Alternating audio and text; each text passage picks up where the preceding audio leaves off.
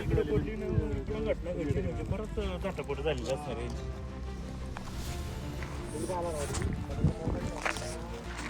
ॲम्ब्युलन्ससाठी माझ्याकडे आलो, त्यांना ते ॲम्ब्युलन्स घेऊन मी इकडनं या रस्त्याने वरती आलो. जशी अवस्था पाहिली खूप बिकट परिस्थिती होती ती पोलीची. मग तिला उचलून शिफ्टर टाकून मग ॲम्ब्युलन्समध्ये घेऊन गेलो. तुम्ही आले तेव्हा इथंच पडलेली होती ती. रस्त्याच्या थारोळ्यात पडली. रस्ता आहे तुम्ही तिला खाजगी दवाखान्यात दाखल केलं. खाजगी दवाखान्यात दाखल केलं, पण त्यांचे जे वसतिगृहातले कोण लेडीज शिक्षिका आहेत यांनी जीव वाचवला. जो दवाखाना जवळ आहे त्या दवाखान्यात नेलं असताना सुद्धा ते यांना ओरडल्या की तुला गरज काय होती त्या हॉस्पिटलला न्यायची. मग आम्ही जीव वाचवतो, एखाद्याचा जीव वाचवायचा का गमवायचा हा प्रश्न आमच्या पुढं निर्माण झालेला आहे की यापुढं आम्ही काय करायचं, की बाबा कुठला दवाखाना जर जवळ असेल तिथं आम्ही नेऊ नये का बाबा, असं जर घटना घडली तर. खूप साहेबांना पण काय झालं होतं, काय कोण बोललं तुम्हाला? मॅडम होती कोण मला माहित नाही, नाव वगैरे माहित आहे त्यांचं. त्यांनी मला काय वर्णन कसं होतं? नाही काय म्हणाले सांग. ते म्हटले का बा तुम्ही खाजगी दवाखान्यात कसं काय आणलं, शासकीय वसतिगृहात मोठी होती, तुम्ही शासकीय दवाखान्यात न्यायचं होतं.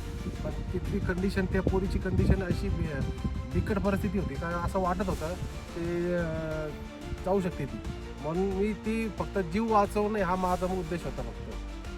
म्हणजे सरकारी दवाखान्यात न्यायचं होतं, तुम्ही खाजगी दवाखान्यात का नेलात म्हणून तुमच्यावर त्या ओरडल्या. ओरडत होते ते. अच्छा.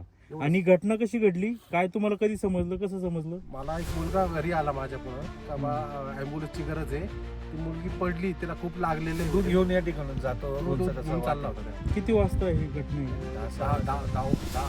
पावणे 10च्या वेळेस तुम्ही इथं आला तर इथं लोक मुलं जमले असतील. मुली होत्या इथं बरोबर, पण ते काहीच हात लावत होते नाही का, घाबरलेले होते. आणि मी इथं ॲम्ब्युलन्स आणली होती. तिथून पुढं आता ते सगळं खोदलेलं होतं, त्यामुळे आणता आली नाही. मग शिफ्टर घेऊन इथं ते मुलीला शिफ्ट केलं, ॲम्ब्युलन्सला टाकलं आणि डायरेक्ट खाली. ही बोलत होती का मुलगी इथंच पडली होती? हो इथं. आणि काय म्हणत होती? बोलली नाही, पण येत होतं. कुठं वार उडत होती ती बोल. उडत होती कुठं कुठं वार होते आढळून आलं तुम्हाला? डोक्यावर होता, हातावर आहे, आणि इथं एक साईडला पण बरंच लागलेलं होतं. महत्त्वाचा विषय असा होता का ती मुलीला जीव खूप वाचणे हे माझा महत्त्वाचा विषय होता. त्याच्यामुळे मी तर काही विचार नाही केला, फक्त खाजगी याच्यात नाही लागलं.